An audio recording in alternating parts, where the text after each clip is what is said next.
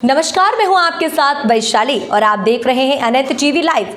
आइए बढ़ते हैं खबरों की ओर। कर्नाटक के मैंगलुरु स्थित श्री क्षेत्र धर्मस्थल के मंजुनाथ स्वामी मंदिर में आज उपराष्ट्रपति जगदीप धनखड़ ने तिरुपति थिमप्पा की तर्ज पर एक नई कतार जटिल प्रणाली का उद्घाटन किया।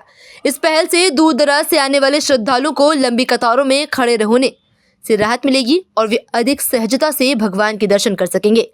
उपराष्ट्रपति ने इस मौके पर 2024-25 के लिए ज्ञानदीप कार्यक्रम की भी शुरुआत की। उन्होंने कहा कि भगवान के समक्ष सभी लोग समान होते हैं और इस भावना को धार्मिक स्थलों पर पूरी तरह से लागू किया जाना चाहिए। उपराष्ट्रपति ने वीआईपी दर्शन संस्कृति की आलोचना करते हुए कहा, वीआईपी संस्कृति एक भटकाव है, ये समानता के सिद्धांत के खिलाफ है। इसका समाज में विशेषकर धार्मिक स्थानों पर कोई स्थान नहीं होना चाहिए।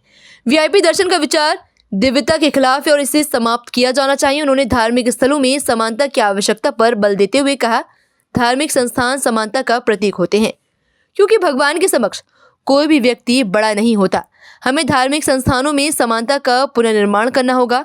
मुझे उम्मीद है कि यह धर्मस्थल इस दृष्टिकोण का आदर्श बनेगा और वीआईपी संस्कृति को हम हमेशा के लिए छोड़ देंगे। भारत को विश्व का आध्यात्मिक केंद्र बताते हुए उन्होंने गाँव के महत्व पर भी जोर दिया। उपराष्ट्रपति ने कहा कि हमारा भारत गाँव में बसा हुआ है, हमारी प्रगति का रास्ता गांव से होकर जाता है। गांव हमारी जीवन शैली, लोकतंत्र और अर्थव्यवस्था को परिभाषित करते हैं।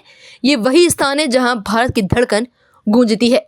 इन क्षेत्रों का विकास हमारी सर्वोत्तम प्राथमिकता होनी चाहिए। उपराष्ट्रपति जगदीप धनखड़ ने धर्मस्थल के शिक्षा, स्वास्थ्य सेवाओं और ग्रामीण विकास के प्रयासों की सराहना करते हुए कहा कि भगवान श्री मंजुनाथ के दिव्य आशीर्वाद में यहाँ धार्मिकता, शांति और समृद्धि का आदर्श देखा जाता है।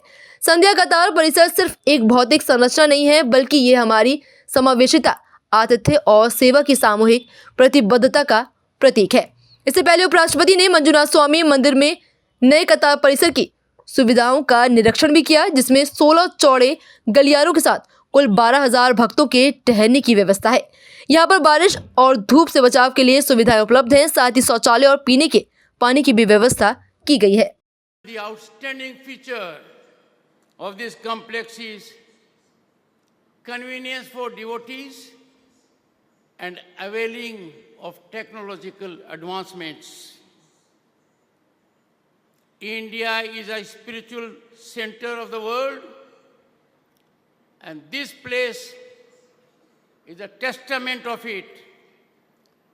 Under the divine gauge of Bhagwan Sri Manjunath, there is reflection of religiosity, sublimity, harmony, and peace of mind. The divine feeling here is beyond expression. Millions throng to this place in search of solace, blessings, and a divine connection. फिलहाल के लिए इस खबर में इतना ही। बने रहे अनंत TV live के साथ। नमस्कार।